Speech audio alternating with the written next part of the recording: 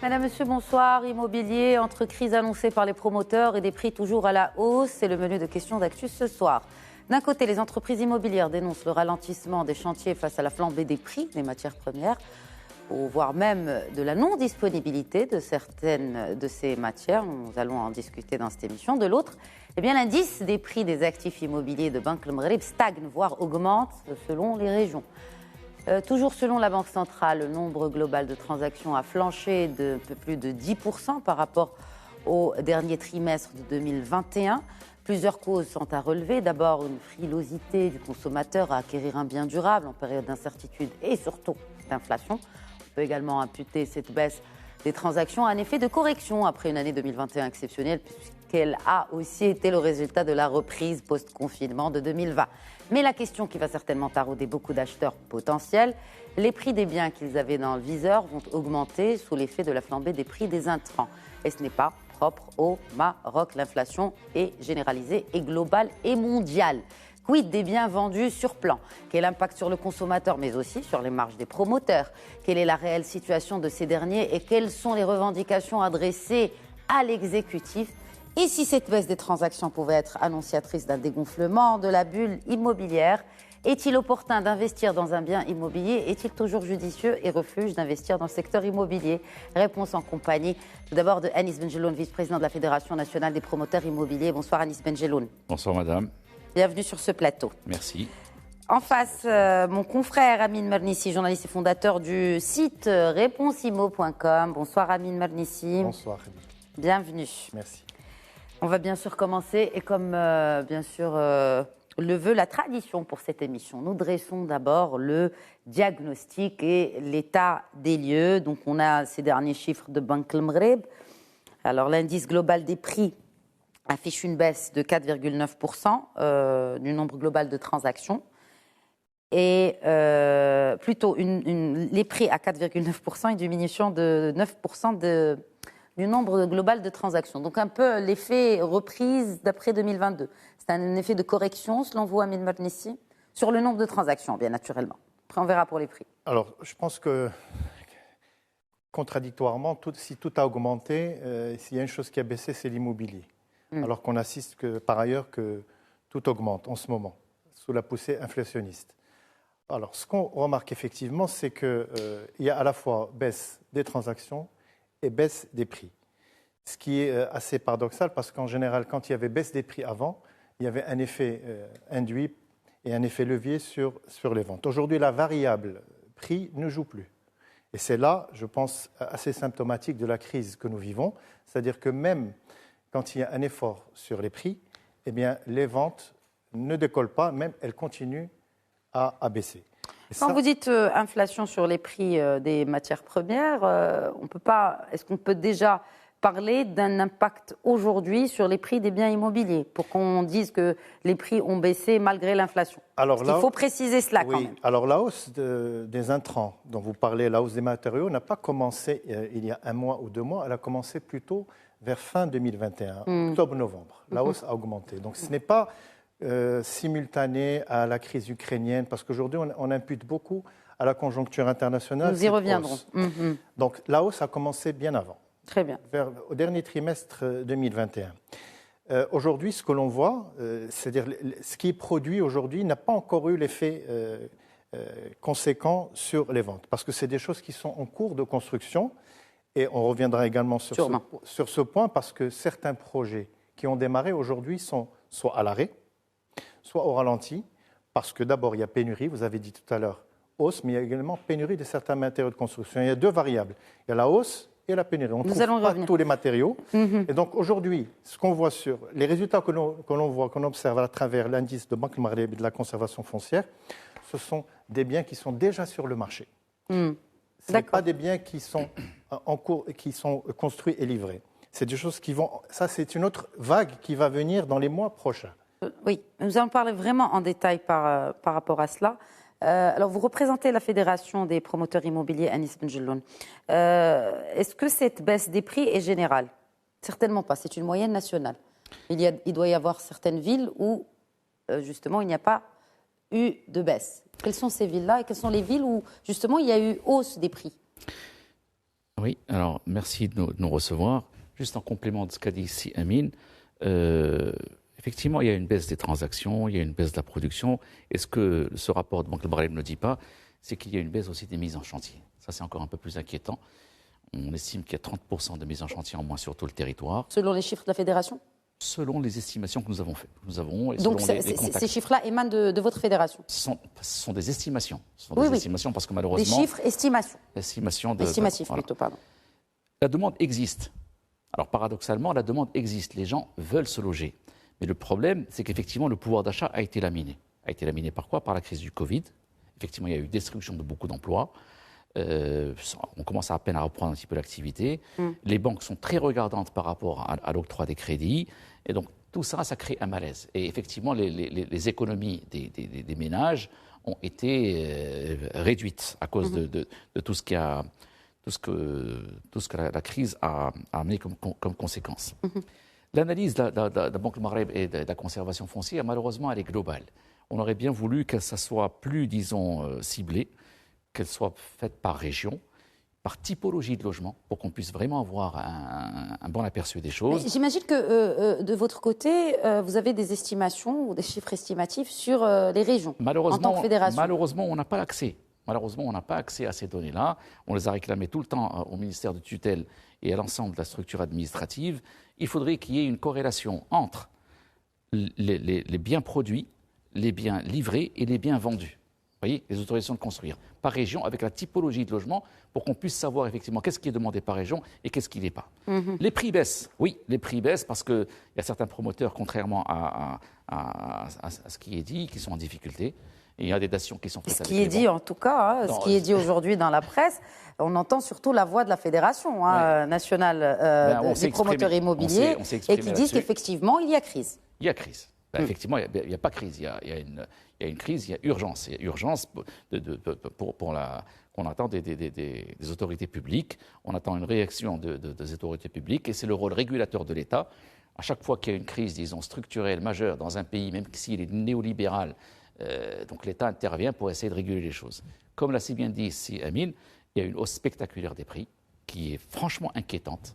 Et la question qu'on se pose, est-ce que cette augmentation des prix est corrélée à ce qui se passe au niveau du marché international? Est-ce qu'elle n'est pas un peu plus amplifiée sur le marché local? Et c'est pour ça qu'on demande à ce qu'il y ait une observation et à ce qu'il y ait des études qui soient faites par les responsables étatiques, par le Conseil de la concurrence par exemple, pour voir quelle est la déclinaison des prix de revient des principaux matériaux chez les producteurs et effectivement corréler ça avec ce qui est produit. Un exemple pour quelques exemples, la brique est passée de 1,15 dirham à 2 dirhams l'unité, le rond à béton de 6 dirhams 20 à 14 dirhams, okay. Le plancher à béton, il y a une hausse de 80 dirhams par mètre carré, le béton de 100 dirhams par mètre cube, etc., la gravette, etc. Le béton, ça dépend, de la qualité des... Voilà. Alors, tout ceci, si vous permettez, on va faire une simulation. L'impact pour un appartement de 100 mètres carrés. Il y a 25 kilos de rond en béton par mètre carré, ça fait une augmentation de 15 000 à 20 000 dirhams par logement. Les briques, on est à 10 000 dirhams. Le béton, on est à 4 000 dirhams, etc. Donc, en moyenne, on est entre 50 et 80 000 dirhams d'augmentation par logement de 100 mètres carrés. C'est beaucoup. Le pouvoir d'achat du citoyen marocain est limité, il est réduit. Les salaires n'ont pas augmenté. Donc, on ne peut pas demander aux citoyens de payer plus pour un logement. Donc là, il y a une... Quand vous dites, je peux vous interrompre si vous le permettez, Anis Benjeloul, quand vous dites que ces prix-là ne sont pas adossés à ce qui se passe à l'international, alors qu'on sait que ce soit en France ou partout, les prix des matériaux de construction sont à la hausse. Par exemple, si on prend le verre, c'est une augmentation de plus 189%. En glissement. Ce sont là les derniers chiffres, d'ailleurs, qui émanent d'une enquête du ministère de l'Industrie, n'est-ce pas? Quand vous dites cela, vous vous basez sur quel fait pour dire que les prix qui sont appliqués au Maroc sont déphasés par rapport à ce qu'il y a à l'international? Est-ce qu'on a une étude, est-ce qu'on a une enquête qui prouve ce que vous avancez? C'est ce qu'on demande. Donc ce sont des hypothèses que vous dites. Ce ne sont pas des hypothèses. Ce sont des... Mais si on n'a pas de chiffres, je parle Attendez, fait, nous, Anis Benjelloun. en tant que promoteur, nous avons des contacts avec l'extérieur, on sait parfaitement ce qui se passe dans d'autres pays, on connaît parfaitement les prix qui sont pratiqués par exemple en Turquie ou en Espagne. Mais on importe de Turquie. D'accord, mais on se rend compte que... La Turquie est un distributeur aussi pour les distributeurs de matériaux de construction au Maroc. Il y a une divergence de prix par rapport à ce qui se passe dans certains pays et par rapport au Maroc. C'est là... Alors, est-ce que par exemple, on prend le cas de la brique rouge, dont les intrants sont quasiment marocains, sauf effectivement l'énergie. On se pose des questions. Est-ce que l'augmentation de 80% est justifiée? On parle de la brique rouge, on parle d'un tas d'autres matériaux. Donc il faut qu'il y ait une étude, il faut qu'il y ait, disons, est-ce qu'il n'y a pas... Quand vous dites la brique rouge, est-ce qu'elle ne dépend pas des marchés internationaux? C'est-à-dire c'est une inflation endogène? Par exemple. C'est ce qui s'applique aussi sur la tomate, par exemple. Bon, c'est un autre débat. Hein. Effectivement, on est tout à fait d'accord. Mais voilà. Il faut qu'il y ait une étude. Il faut qu'on comprenne pourquoi est-ce qu'il y a eu ces augmentations et pourquoi est-ce qu'elles sont si considérables. Est-ce qu'il n'y a pas une entente sous-jacente? On se pose des questions, madame. Nous, on ne fait pas d'affirmation. Non, je comprends. Donc on dit... Bon, il y a d'autres questions qui concernent aussi le secteur de manière générale, qui se posent depuis plusieurs années, avant même l'inflation. Amine Marnissi, je vais vous faire réagir par rapport à cette question de la hausse des prix des intrants. Selon vous, elle n'est pas encore appliquée sur les biens? Non, on ne l'a pas encore appliquée sur les biens. Si c'est un bien qui a été acheté, par exemple, sur plan. Oui, s'il a été acheté sur plan, effectivement. C'est-à-dire que le prix du mètre carré peut augmenter. Oui, mais encore, si c'est sur plan, c'est-à-dire que le promoteur peut encore avoir des surprises dans les 3 prochains mois parce que... Est-ce qu'il va répercuter ça sur l'acheteur?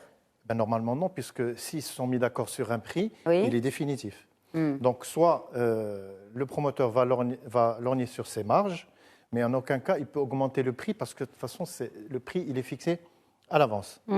Par conséquent, c'est une entreprise à haut risque. C'est pour ça qu'aujourd'hui, nous avons des opérateurs qui préfèrent redimensionner des projets et ne préférer attendre un petit peu que C'est pour ça peut-être que les chantiers sont à l'arrêt. Hein. Certains sont à l'arrêt, certains tournent au ralenti. Mais c'est pour se protéger aussi. C'est pour se protéger, et puisque vous avez aussi des entreprises de construction qui disent aujourd'hui, nous ne pouvons plus continuer à construire pour ces promoteurs parce qu'on ne s'en sort plus. Alors, on veut bien ne pas gagner d'argent, mais on ne peut pas perdre. Alors vous avez aujourd'hui des situations où des promoteurs ont signé des contrats avec des entreprises de construction, et finalement les entreprises préfèrent quitter que continuer parce que de toute façon c'est à perte. Et comme on n'a pas de visibilité, on ne sait pas quelle est l'ampleur de cette crise, quelle est la profondeur de cette crise et la durée de cette crise. Donc, quand vous dites crise, c'est quoi? Parce qu'on parle de crise de quoi? Quand on parle de crise, d'abord c'est la crise aujourd'hui à la fois des coûts de production et de la disponibilité des matériaux. Aujourd'hui, nous n'avons pas une totale disponibilité des matériaux. Quels sont les matériaux qui manquent? Il manque, par exemple, dans le verre, il n'y a pas toutes les épaisseurs. En aluminium, pareil. Vous ne trouvez pas tous les matériaux, surtout dans la finition. La brique, etc., nous avons une production locale. Même le rang en béton. Il y a certains diamètres qui n'existent pas sur le marché. En fait, le point sur lequel met le doigt la FNPI, c'est qu'aujourd'hui, on impute tout à la crise ukrainienne, au problème de disponibilité, mais en fait, on soupçonne aussi un volet spéculatif.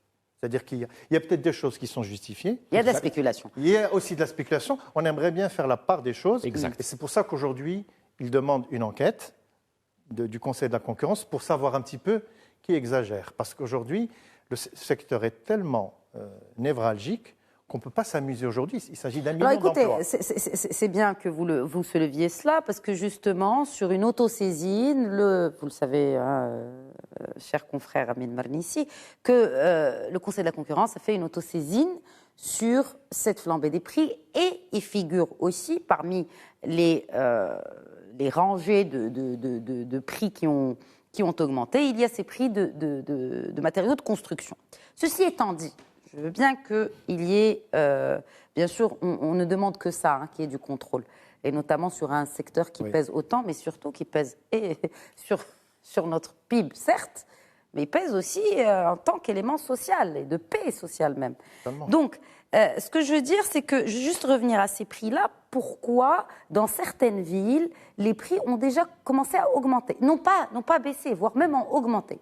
Alors, la seule ville, moi j'ai vu le rapport de Banque El Maghreb, c'est Marrakech. Les prix ont augmenté, mais sinon, partout ailleurs, ils baissent. À Casablanca, pour le prix de l'achat, sur une enquête qui a été faite, eh bien, les prix n'ont pas baissé, ils augmentent. Non. Si on retourne sur l'indice de Banque Maghreb, pour le premier trimestre 2022, Casa a baissé, Tanger a baissé. Oui. Marrakech a augmenté, je pense, de 1,8%. C'est la seule qui a tiré son épingle du jeu. Mais pour le reste, tous les actifs immobiliers, que ce soit les terrains, que ce soit les appartements, les villas, les maisons, c'est des baisses de 2 à 2 chiffres, de 1 à 2 chiffres, oui.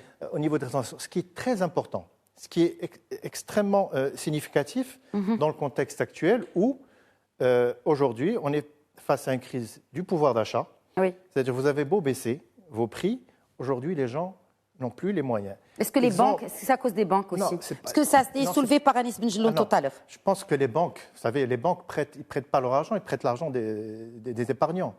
Ils ont également des règles prudentielles. Donc la banque, pour elle, prêter de l'argent, c'est aussi avoir une certaine garantie à être remboursé. Aujourd'hui, si on ouvre le robinet dans un contexte de crise où les gens sont menacés dans leur emploi, où leur épargne a complètement fondu après 2 ans de crise, etc., quelle est la garantie de se faire rembourser? Vous savez, il y a beaucoup de litiges qui sont nés de la période Covid, que ce soit pour des emprunteurs qui, du jour au lendemain, soit ils avaient 15 000 dirhams de salaire, se sont retrouvés avec les 2 000. Oui, mais c'est une période inédite. Je veux dire, ça, c'est pris en considération dans les calculs les conséquences des banques. Les conséquences commencent à se sentir aujourd'hui, oui. Mais maintenant, aujourd'hui, qu'est-ce qu'on fait?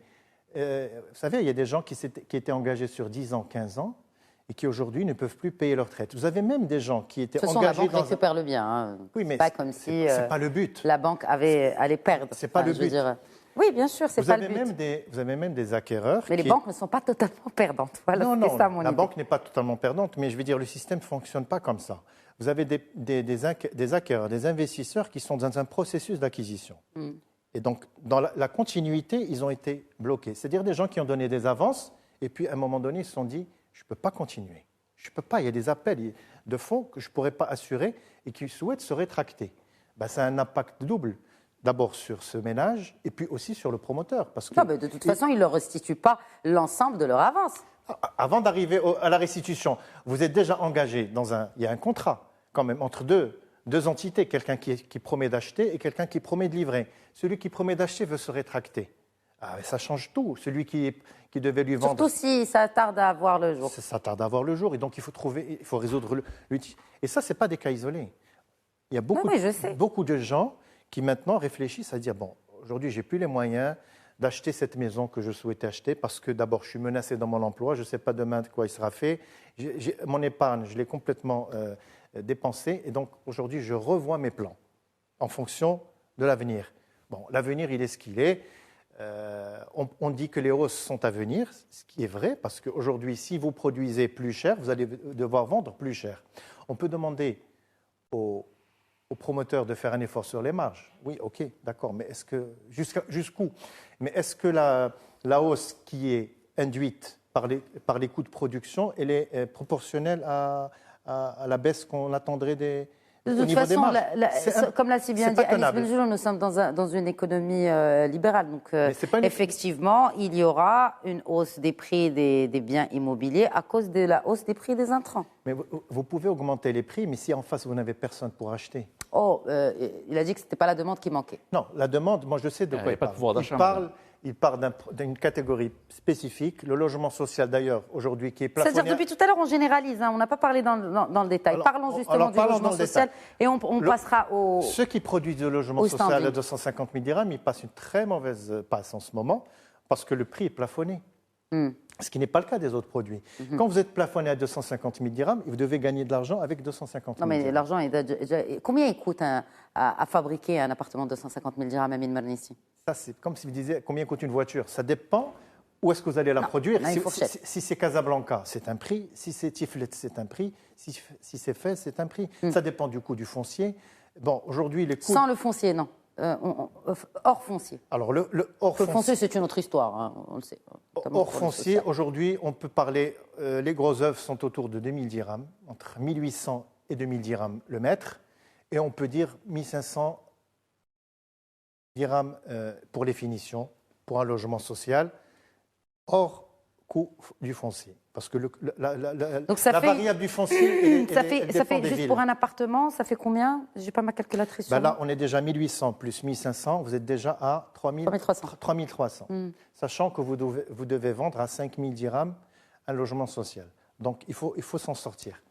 Donc vraiment, pour les finitions, il y a du 1500 dirhams pour du logement social. Ah oui, mais bon, c'est définition du logement social. 1500 dirhams le mètre carré. Oui. C'est bien. Je pensais que c'était moins. Vous confirmez ces chiffres? Je confirme ces chiffres en partie, mais je voudrais aller dans le sens de ce qu'a dit Sil Marnissi. Je n'ai pas fini, mais bon, tu peux reprendre la parole. Oui, parce que comme ça, un peu d'équité Voilà. de prise de parole. D'accord. Les priorités des gens ont effectivement changé. L'accès au logement n'est plus une priorité. Il y a un effort à faire de la part des banques. Je pense qu'il y a certaines banques de la place, je n'ai pas envie de les citer, qui ont fait des bénéfices mirobolants ces dernières années. 7 milliards de dirhams sur un chiffre d'affaires de 21 ou 22 milliards de dirhams, c'est beaucoup. Parce que les 7 banques, milliards que sur les crédits 7 immobiliers. milliards de bénéfices sur les bilans, sur un chiffre d'affaires de 21 milliards de dirhams, de façon globale. C'est beaucoup. Les banques doivent faire un effort. Est-ce qu'on est là pour servir uniquement, disons, distribuer les dividendes pour une partie des actionnaires ou bien pour effectivement relancer l'économie dans sa globalité? Ah, ça, c'est une question. C'est une question philosophique. C'est pas une question philosophique. C'est la vérité. Mais parce que la ça reste réalité, des elle est là. entreprises, elles doivent faire Non, mais des attendez, la bénéfices réalité est là. Sinon, là, on serait dans une utopie, quoi. Non, ce n'est pas une utopie, parce que la banque dit qu'elle favorise l'investissement, qu'elle favorise la croissance et qu'elle favorise le développement. Oui, on est tout à fait d'accord, mais il faut s'adapter aux conditions. Quand vous avez le taux de base bancaire de Banque Al Maghreb qui est à 1,5% et que le consommateur il va sur du 5,5%, 6%, même plus quand il y a un dépassement. Pour l'immobilier, c'est 4,5%. Ouais, maintenant, ça a un petit peu baissé, mais toujours entre 1,5 et 4,5, il y a un gap. Il y a un gap qui n'est pas. Donc, Bon, il y a une prime de risque quand même. Oui, d'accord, on est tout à fait d'accord. Mais est-ce On que. a compris qu'on avait l'avocat des banques avec Non, nous. c'est parce que c'est. Non. Non, mais je Parce que comprends. Les banques sont très exposées aussi. Oui, mais bien sûr, c'est la prime de risque qui fait augmenter. Le tiers de l'encours global des crédits alloués à l'économie, c'est pour le tiers, c'est 30%. Oui. C'est 300 milliards de dirhams. Effectivement, c'est 300 milliards de de dirhams. Très bien. Alors, je vous laisse continuer, Anis Benjelloun, peut-être sur votre idée. Il faudrait maintenant, la crise est là. Nous pensons que la crise va durer, c'est-à-dire cette hausse des matériaux de construction. Il y a une problématique qui est posée. Le pouvoir d'achat des gens est limité. Il y a un phénomène, disons, social qu'il faut anticiper et qu'il faut voir. Est-ce que, maintenant on a deux possibilités. Est-ce qu'on va attendre et espérer que les choses vont se résorber par elles-mêmes? Quelle chose qui vont se résorber? L'inflation est partie pour durer. Hein. Ça, c'est pas moi qui le dis, c'est le FMI, c'est la Banque mondiale, etc. Dans ce cas-là, nous pensons que le rôle de l'État est de réguler la situation et d'intervenir. Il faut essayer, dans un contexte de crise internationale, dans un contexte d'inflation, de limiter la casse et de limiter les effets négatifs de cette inflation. Il faut actionner tous les leviers possibles et imaginables pour tenter de réduire au maximum le prix donc, du logement, de façon à permettre aux acquéreurs qui ont un pouvoir d'achat qui est limité et faible de pouvoir accéder au logement et pour maintenir l'activité. Vous parlez de la classe moyenne? On parle de la classe moyenne également. Est-ce que c'est le rôle de l'État aujourd'hui de... Est-ce que vous voulez dire que l'État doit plafonner les prix? Non, attendez. Alors je dis qu'il faut actionner tous les leviers possibles. Donnez-moi un exemple. J'aimerais bien comprendre on va y aller. La première des choses, c'est de se pencher vers ces hausses des matériaux de construction, de voir si franchement elles reflètent la hausse qui est au niveau international ou pas. Et si ce n'est pas le cas, il faut sévir. S'il y a une spéculation, s'il y a une entente sous-jacente entre les producteurs, il faut sévir. Ce n'est pas le moment de Il faut qu'il y ait une enquête avant qu'on parle de... Alors, à ce titre-là, vous êtes la première à le savoir, la FNPI a déposé une requête auprès du Conseil de la concurrence. Donc on a déposé une requête, un dossier, pour effectivement de demander au Conseil de la concurrence de se pencher sur ce point qui est très important. Le deuxième point sur lequel l'État peut jouer, réduire le prix du foncier, essentiellement vers les villes du littoral. Alors ça, c'est le prix du foncier, on l'a dit, répété pendant plusieurs fois, le prix du foncier tourne autour de 50 à 70% du prix de revient d'un bien immobilier. C'est une aberration alors qu'il est de 20-25%. Ça dépend de quel prix, de quelle région. Je parle essentiellement de quel segment d'immobilier. Oui, mais je parle essentiellement des villes du littoral. Il faut, donc, pour ce faire... Quel segment? Pour la classe moyenne, par exemple, dont vous citez. C'est là où il y a la demande, il n'y a pas assez d'offres. Exact. Il faut revoir les modalités de réglementation urbanistique. Ça, c'est une chose qui est très importante, qui n'ont pas été revues et qu'on a essayé de voir avec les autorités de tutelle sans grand succès. Il faut créer des actes, des zones d'aménagement concertés.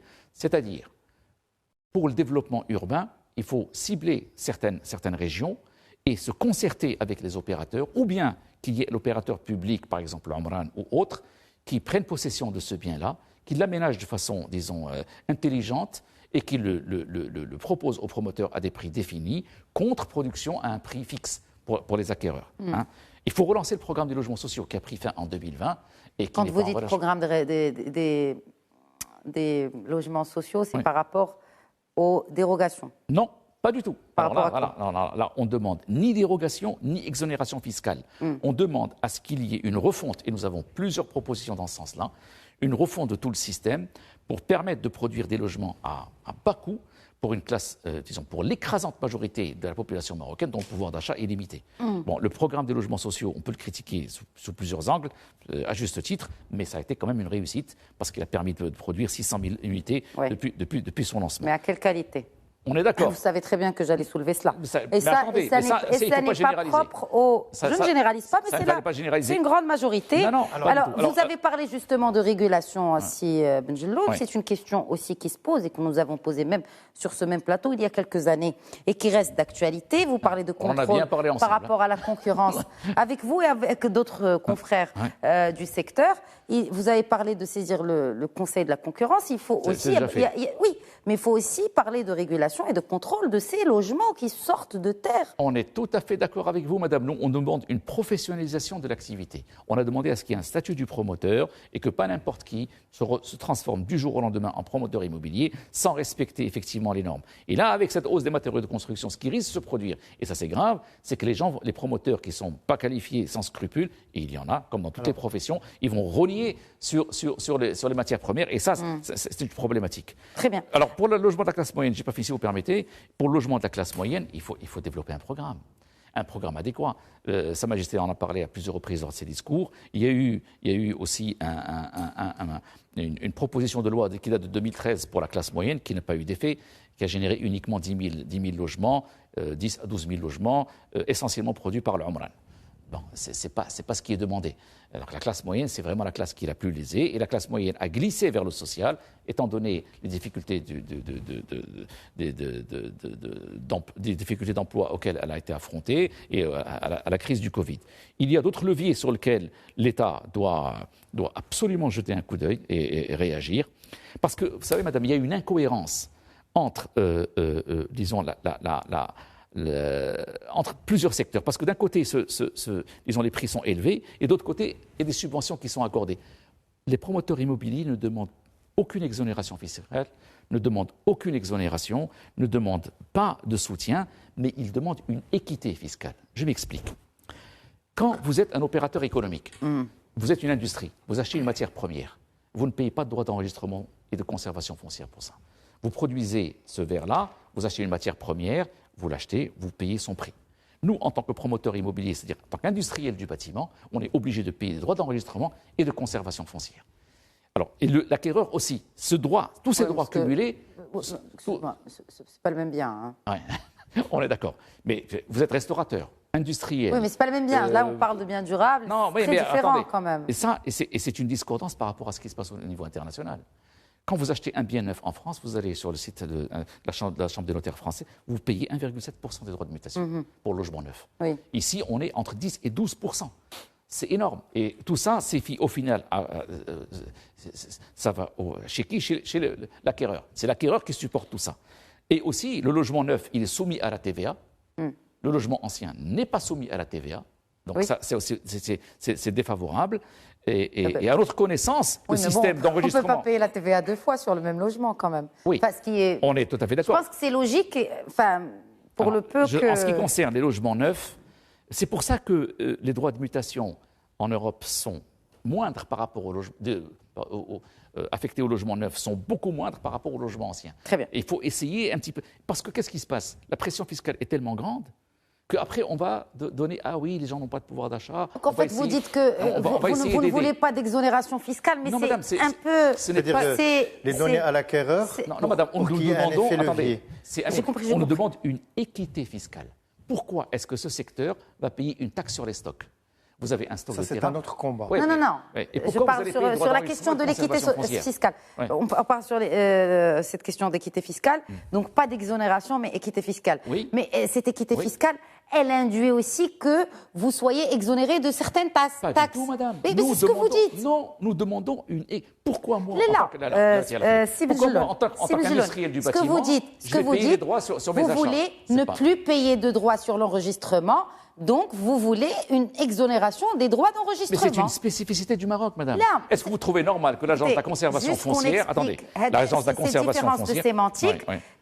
C'est une différence de sémantique entre équité fiscale et être exonéré des droits d'enregistrement. Non, madame, nous faisons un comparatif par rapport à ce qui se pratique à l'international. Je comprends votre approche. Vous comprenez? Vous avez pris l'approche comparative. Oui. Je comprends. C'est tout. Et c'est bien noté. Ce que je dis aussi, juste par déduction, c'est que ce que vous demandez à l'État, c'est l'exonération fiscale. Non, madame, on ne demande pas d'exonération. Vous demandez de ne pas payer d'impôt de taxes d'enregistrement. Non, on demande une équité fiscale. Vous comprenez? Par rapport à d'autres secteurs. Dans l'autre, vous demandez une exonération Non. Mais si, des droits d'enregistrement. On est le seul pays... Mais qu'est-ce que vous appelez... Attendez, madame. Écoutez, on va pas trop polémiquer là-dessus. Mais on est le seul pays au monde qui pratiquons cette tarification. À part le benchmark que vous faites, nous avons les spécificités que nous avons au Maroc. Mais ce que vous dites, c'est qu'aujourd'hui, les professionnels de l'immobilier demandent d'être exonérés de ce droit d'enregistrement parce que d'autres pays ne le font pas. Essentiellement pour les acquéreurs. Parce que les acquéreurs sont surtaxés. Vous comprenez? Quand vous achetez un bien, est-il normal et acceptable que l'agence de la conservation foncière, c'est un cas quasiment unique dans le monde d'après nos connaissances, contribue au budget de l'État autant que l'OCP? C'est un petit peu incohérent. Et d'autre côté, donc c'est une fiscalité qui est lourde pour l'acquéreur au final. Tout ça, c'est au détriment de l'acquéreur. Et ensuite, on se dit, il faut, disons, subventionner cet acquéreur. Il faut être cohérent. Amine Mernissi. Moi, je pense que dans la crise, il n'y a pas que des mauvais côtés. Parce que la crise, un petit peu, elle fait un écrémage. On est d'accord. Et elle pousse à progresser, à s'améliorer, à faire de la qualité et du sérieux. Oui. Par exemple, pour le logement social, aujourd'hui, il y a un stock d'invendus au niveau du logement social parce que ce logement social ne correspond plus à la demande, aux attentes des propriétaires. Exact. Les gens ne veulent plus d'un 2 chambres, salon, cuisine, salle de bain. Parce qu'aujourd'hui, vous avez des promoteurs qui ont sorti le salon avec 3 chambres et 2 salles de bain dans la même superficie. Sur la même superficie. Voilà. Et au prix de 250 000 dirhams. Alors, tous ceux qui avaient un stock aujourd'hui ne peuvent plus le vendre parce qu'aujourd'hui, vous avez des gens qui livrent avec des espaces verts. Je parle de logement social. Bon, l'ascenseur est obligatoire à partir du 4e étage. C'est dans le cahier des charges. Avec des commodités, avec même un niveau de finition, mais vraiment très, très acceptable. Moi, j'ai vu des choses, en tout cas à Casablanca, à 250 000 dirhams. Vraiment, ça n'a rien à envier au moyen standing. Et les gens sont là, au rendez-vous. Oh, mais c'est des exceptions qui confirment la règle. Oui, mais bon, en période de crise, si on ne fait pas ça, on disparaît. Mais est-ce qu'il n'aurait pas fallu aussi demander des comptes à ces promoteurs immobiliers? Je sais que la question a déjà été soulevée. À ces promoteurs immobiliers qui ont bénéficié d'exonérations, et j'en passe, pour qu'on dise, alors, côté qualité, qu'est-ce que vous avez pu livrer à ce consommateur? Et il y a eu beaucoup de plaintes au niveau de l'association des droits du consommateur, et j'en passe. Quand la machine tourne à plein régime et qu'il y a des acquéreurs et que le robinet à crédit est ouvert et tout le monde vend, on ne va pas chercher le petit détail qui coince. Quand est-ce qu'on commence à demander des comptes? C'est quand la machine se grippe. Qu'est-ce qui se passe? Pourquoi? Il n'y a pas de qualité. Il livre en retard, etc.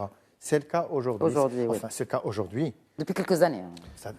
Avant l'immobilier est un malade chronique depuis au moins 10 ans. Covid a mis un petit coup de boost. Il a mis un effet de loupe sur tous les problèmes que vivait. Très bien. On le laisse peut-être terminer, s'il vous plaît, Steven. Oui, mais en complément, ce que vous avez dit, parce qu'il y a un point qui est important pour l'histoire pour la problématique de la qualité. Au début, effectivement, vers les années 2010, on voulait produire à tout prix parce qu'il y avait un déficit qui était énorme. Ça, c'est vrai, on n'en parle pas.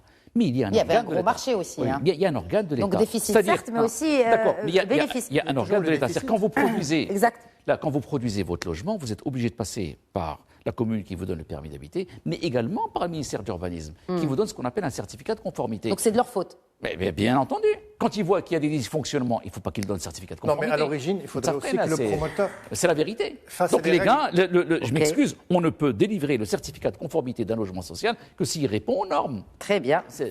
Mais bon, Ça, on l'a dit, on l'a répété. Au contraire, ça nous arrange. qu'il y ait une autorégulation de la part des promoteurs et qu'ils produisent eux-mêmes un logement décent, avec les standards de qualité, sans nécessairement qu'il y ait le sceau de l'administration. Mais est-ce que déjà, parce que ce que vous dites, est-ce qu'ils vont vérifier logement par de résidences, c'est ce qu'ils font, de centaines de logements? Le certificat de conformité, il est donné oui, mais comme le ça. certificat de conformité, on sait comment ça se passe. Je veux dire, ils ne vont pas faire logement par logement, détail par détail. Et une autre chose, puisque vous parlez de qualité, quelle conformité entre les plans architecturaux et ce qui est construit sur le terrain, messieurs? Si on rentre sur ce débat, on ne va pas s'en sortir. Non, il parce faut qu'il y a qu'on les le vices soulève. cachés. Non, parce il y a que les vices vous avez cachés raison. et il y a ce qu'on nous vend sur les plans et ce qu'on nous livre à la fin. Je ne généralise pas, bien naturellement. C'est pour ça que quand vous obtenez préserve. C'est pour ça que quand vous obtenez un certificat de conformité, c'est par rapport à ce qui est visible.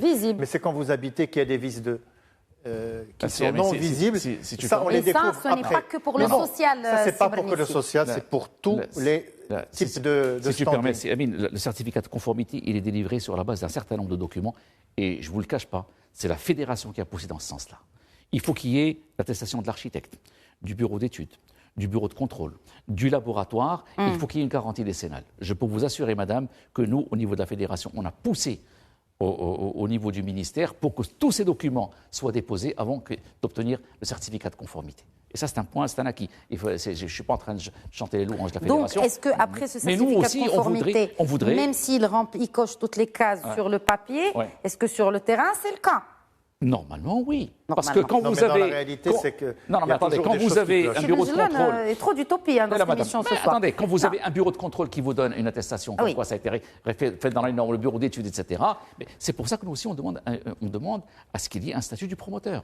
Que pas n'importe qui n'a strictement aucune connaissance par rapport à ce métier-là, s'y mette et se mette à produire des logements, effectivement, qui portent conséquence sur le consommateur final. Le nombre d'intervenants aussi dans le process de construction, est-ce qu'il n'induit pas à ce qu'il y ait des vices cachés?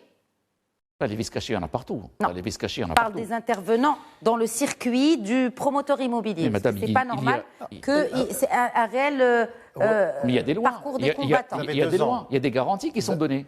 Un acquéreur a 2 ans pour se manifester. 2 ans, en général, quand on habite chez soi, au bout de 2 ans, on a vu de quoi il ressort. Je parle du process de construction, je parle du promoteur.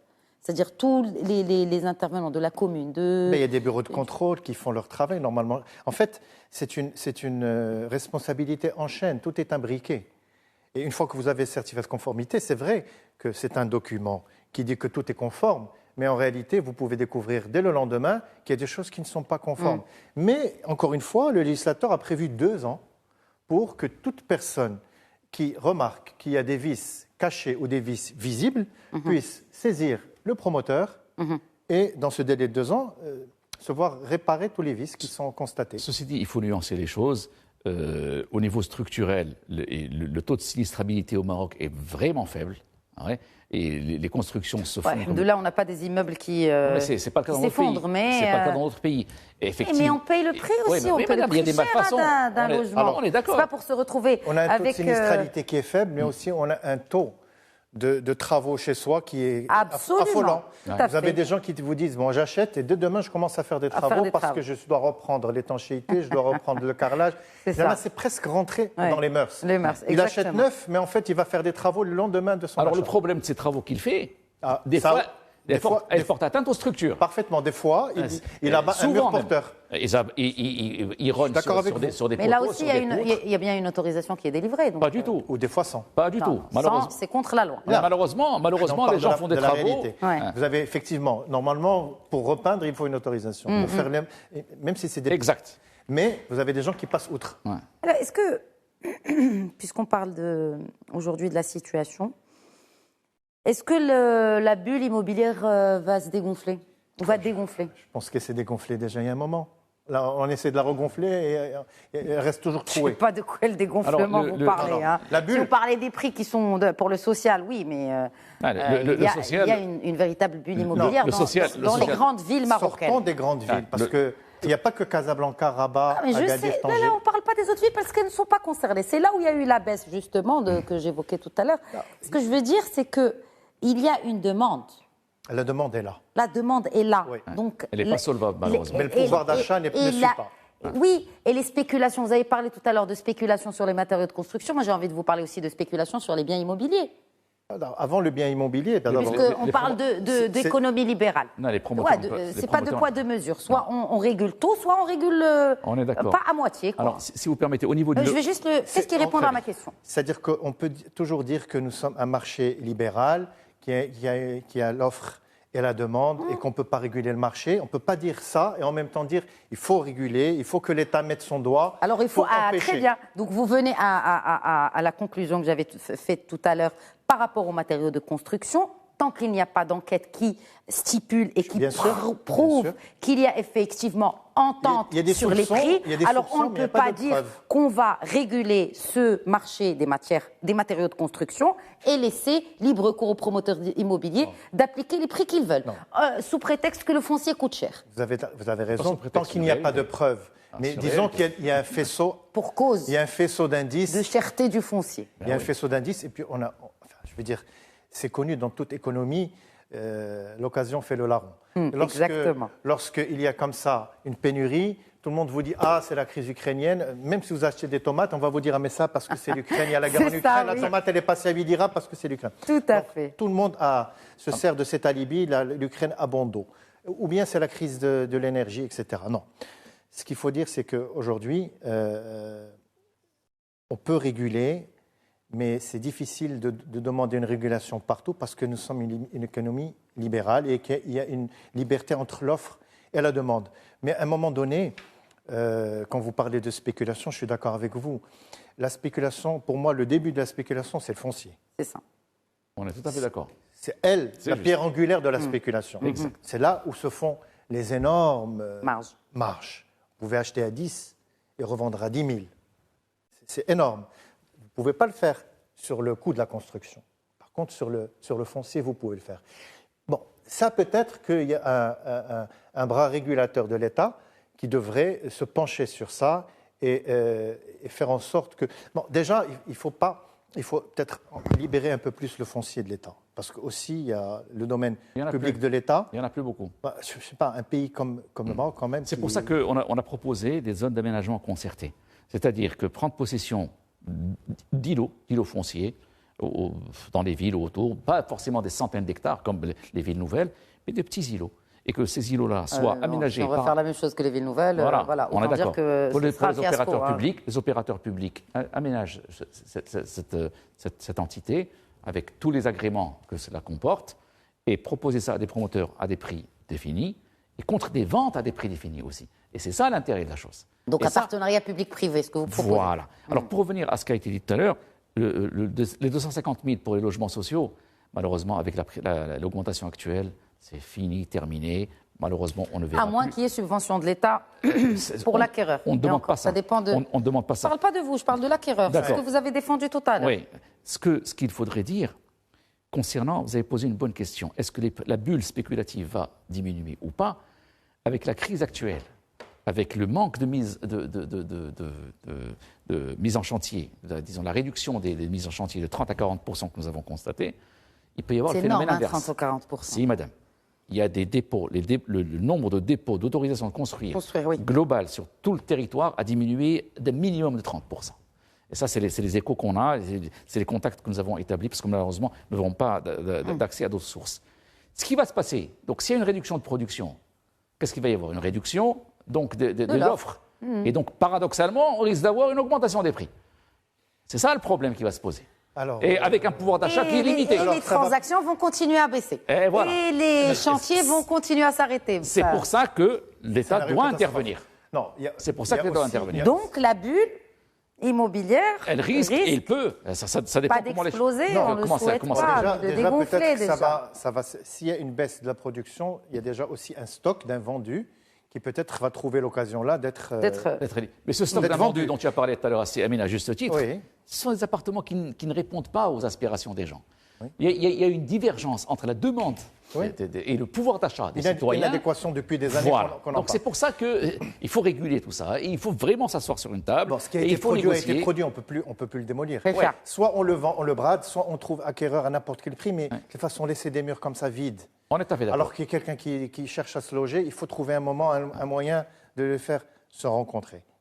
Alors, est-ce qu'il y aura suffisamment d'intelligence et suffisamment, disons, de volonté et suffisamment d'engagement des différents opérateurs administratifs Déjà des promoteurs, parce que c'est eux qui ont construit. Là, les promoteurs ne font Non, que mais c'est eux subir qui les ont lois. construit Attendez, ça. moi je parle du futur. On parle de mettre justement... Non, mais je parle du futur. De Je mettre à parle profit à des gens qui cherchent des logements, D'accord, mais quel que soit ils veulent juste un logement décent, moi, je parle de ils puissent acheter ces invendus. Moi, je parle des orientations futures. Je parle des stratégies à mettre en place. Et ça, il est urgent de mettre Je ça en pense place. qu'il y a des urgences avant de parler de stratégie future.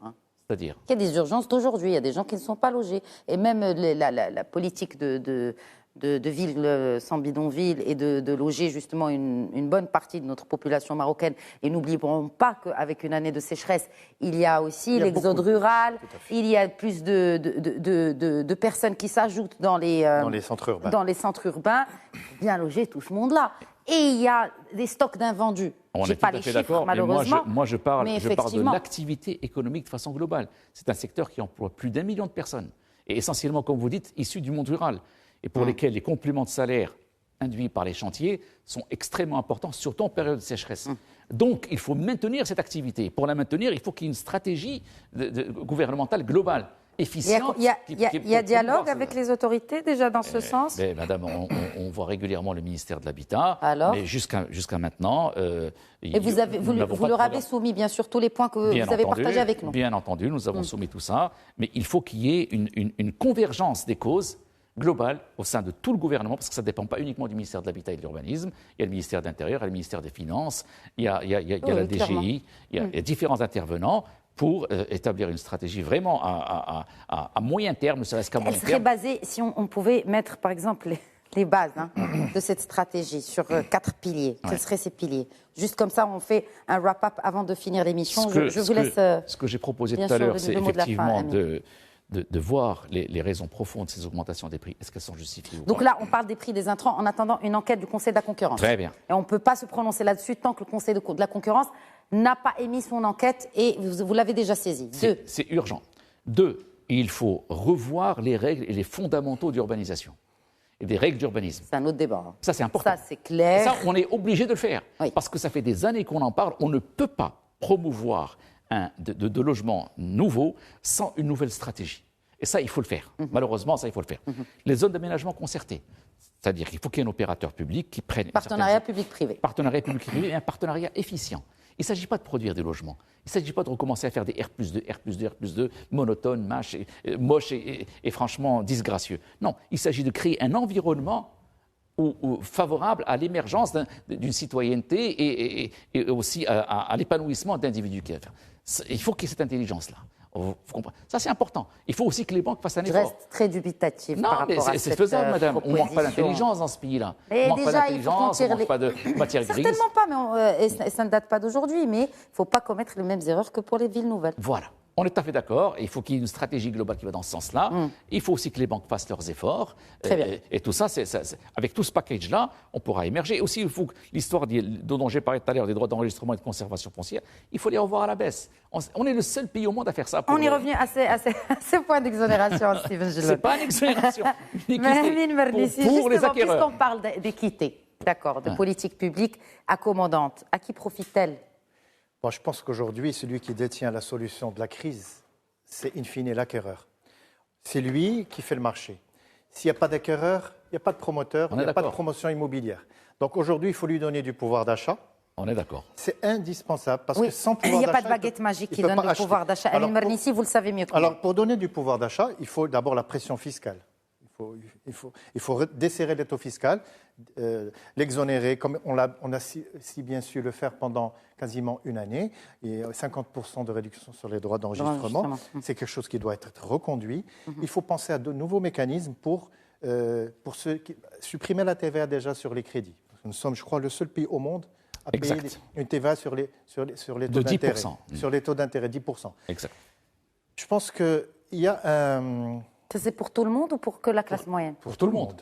Pour tout le monde. Ouais. Non, non. L'immobilier s'adresse à tout le monde. Non, je suis d'accord. Mais là encore, je me fais peut-être avocat du diable, mais est-ce que c'est bien que ça profite à tout le monde? Il y a l'équité, hein, comme vous avez insisté dessus, Steven Gillon. Mais quand vous dites que ça profite à tout le monde, est-ce qu'on ne risque pas de tomber dans le même cas et dans le même un peu profil que sur la compensation? Sur, par exemple, la compensation du gaz, sur non. ou quand on a décompensé pour le fioul. Ça- Enfin, je veux dire, il y a des personnes qui ont besoin plus que d'autres d'être exonérées de ces, Oui, de ces d'accord. frais, de D'accord. TVA. Mais aujourd'hui, le plus gros contingent de gens qui n'ont pas à se loger, c'est la classe moyenne et Moyenne, la classe défavorisée. C'est 80% de la C'est demande. 80% de la demande. D'accord. Après, c'est vrai, peut-être que 20% va bénéficier, mais vous allez toucher 80% de la C'est population combien, marocaine. plus ou moins, pour la classe moyenne, un logement? Vous le situez Le prix? entre quelle fourchette? Oui, Entre 600 000 et 1 million de dirhams. ça, c'est la classe moyenne. Oui. Très bien. Et aujourd'hui, il n'y a pas d'offre. 1 million, c'est un maximum. 1 million, c'est un maximum. Aujourd'hui, il n'y a pas d'offre. Non. Essentiellement sur la ville du Parce que littoral. les gens, Oui. Vous trouvez des offres, mais en dehors des villes. Encore le problème des C'est fonciers. là où les gens vont travailler. Enfin, Non, en fait, c'est toujours, on revient au problème du foncier. du foncier, oui. Si on trouvait du foncier à prix compétitif, on pourrait sortir des produits en plein centre à 600, 700, 800 000. Et des Or, plans d'urbanisme qui permettent aussi un peu Exact. plus d'élévation. Voilà la verticalité, La verticalité, sur laquelle voilà, c'est ça. plaident depuis des années nos chers amis de la FNPI.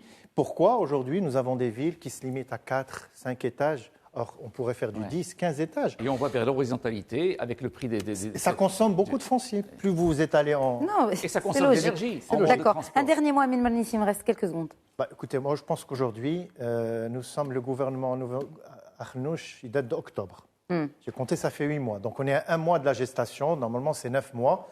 Il faut qu'au bout de 9 mois, on sorte avec quelque chose. Ça fait un moment que tout le monde a les yeux rivés sur ce gouvernement. Je parle d'immobilier d'abord, ce qui est mon secteur, qu'on sorte avec quelque chose. Parce que ça fait un moment qu'on nous entend, qu'on parle, qu'on revendique, mais il n'y a encore rien. du Silence tout. radio. Silence radio. D'accord.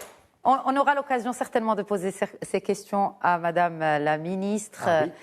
en charge de ce département, Madame Fatem Zahra Mansouri. Nous lui adresserons une invitation. Merci beaucoup, Anis Merci à Benjeloun, vous. vice-présidente de la Fédération nationale des promoteurs immobiliers, et mon cher confrère Amine Marnissi. Merci d'avoir enrichi ce débat.